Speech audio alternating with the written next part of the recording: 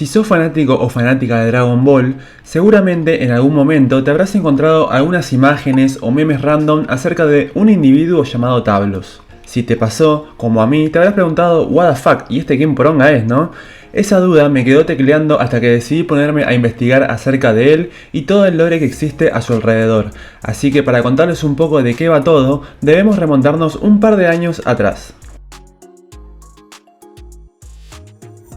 Era 1997 y una de nuestras series favoritas, para no decir la mejor, llegaba a su fin. Dragon Ball GT y ese final tan emotivo que nos dejó un bajón inmenso, del que pensamos que nunca podríamos salir, sintiendo que nuestra infancia se nos iba de un momento a otro. Pero esto no iba a quedar así por mucho tiempo, claro que no, ya que un año después, en una revista llamada Hobby Consolas, aparecería un dibujo que, sería el responsable de nuestros sueños más húmedos, pero que marcaría un antes y un después en la historia de Dragon Ball. Estamos hablando de la fase Super Saiyajin 5 de Goku. En ese entonces, el internet era bastante verga en comparación de la de hoy en día, y el acceso a la información y a su credibilidad no estaban tan a nuestra disposición y a veces, aunque dudando, te creías los chismes o noticias que ibas escuchando en su momento. Por un lado porque no te quedaba otra, y por otro porque éramos guachines y cualquier cosa que veíamos flasheábamos al toque que era cierto sin cuestionarnos mucho. En ese mismo diseño aparecería el logo de Dragon Ball junto a las siglas AF,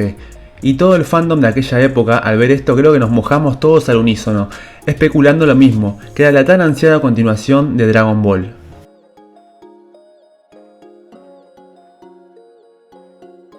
Después, con el tiempo, se reveló que la transformación se llamaba Spirit Killer y quien la portaba no era Goku, sino Tablos.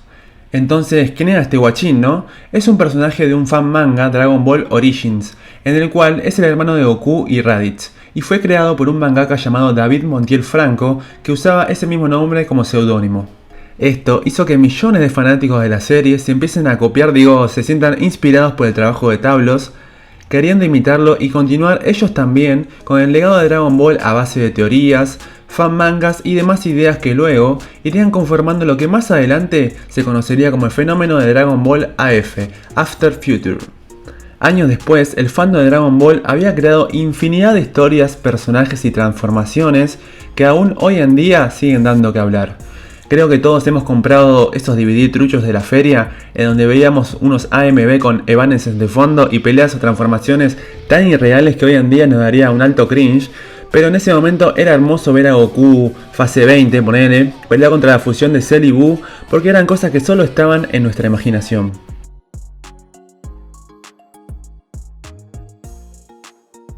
Luego, en los inicios de AF, allá por el 2012, podemos destacar los trabajos de Toible, que hoy lo conocemos como el mismísimo Toyotaro Sensei, en el que hizo la saga de Psycho.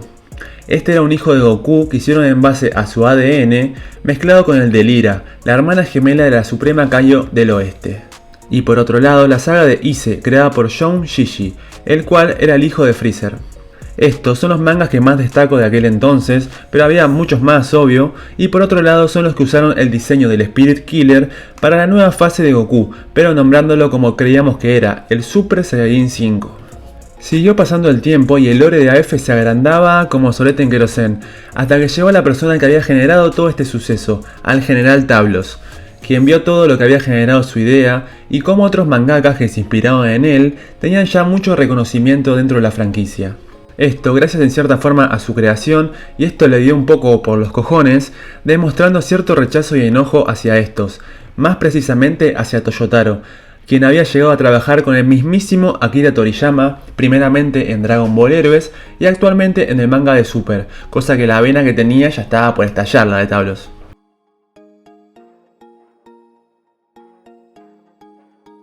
Es acá donde la persona que generó tanto dentro del mundo de Dragon Ball, a través de ponerse en modo hater, haciendo críticas negativas y desprestigiando lo que ahora conocemos como Super, se convirtiera en un meme del que los fanáticos se encargaron de su masiva difusión, creándose todo un lore acerca de sus dichos que se fueron convirtiendo en chistes y burlas entre la comunidad, creándose así memes legendarios entre los que se destacan: autorizo que el señor Tablos controle mi mente, nos veremos en los juzgados españoles y mi favorita, 7 palabras, esencia. Tablos luego señalaría que Dragon Ball Super era malardo, a veces muy infantil y que carecía de la esencia que para él caracterizó siempre a la obra de Toriyama. Por otro lado, esto lo hizo parecer como un fan full nostálgico que rechaza todo lo nuevo de la obra y que solo glorifica cierta parte de Dragon Ball que para él es lo mejor de la serie, ponele. Todo esto se podría resumir en las ganas de Tablos de estar en la posición en la que Toyotaro se encuentra ahora. Quien es verdad que se inspiró mucho en su trabajo, pero no quita el cómo se rompió el lomo a través de los años para hoy en día estar en donde está.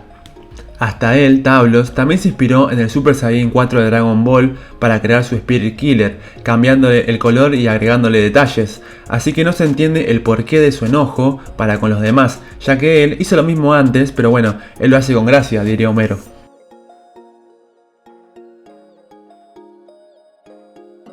Entiendo que al ver por primera vez todo lo que generó una idea tuya, que también haya llegado tan pero tan lejos, puede ser desconcertante y lo primero que pienses o sientes sea enojo, onda estos chacales me recopiaron o lo que sea. Pero si lo analizas tranquilamente es algo muy positivo que gracias a vos, el legado de Dragon Ball siguió en vigencia durante la ausencia de la obra y que sirvió de inspiración para los nuevos proyectos de la serie. Esto es realmente gratificante, o sea, sos una parte importantísima de una serie que marcó generaciones y caer en acusaciones o hateadas a esta solamente porque te hubiese gustado estar en ese lugar o que el producto sea diferente, me parece que no es propio de alguien que ame esta serie. En la vida todos alguna vez hemos sentido envidia, pero a medida que vamos creciendo, aprendemos a identificar que cuando esta aparece, detrás hay siempre una insatisfacción propia. La lucha no es contra el otro, sino con uno mismo. Lo que pasa es que a veces es más fácil odiar al otro que enfrentarse a nuestros miedos. Pero la solución está en luchar por lo que uno quiere y ese sentimiento de envidia va a ir desapareciendo a la vez que aumentará nuestra autoestima.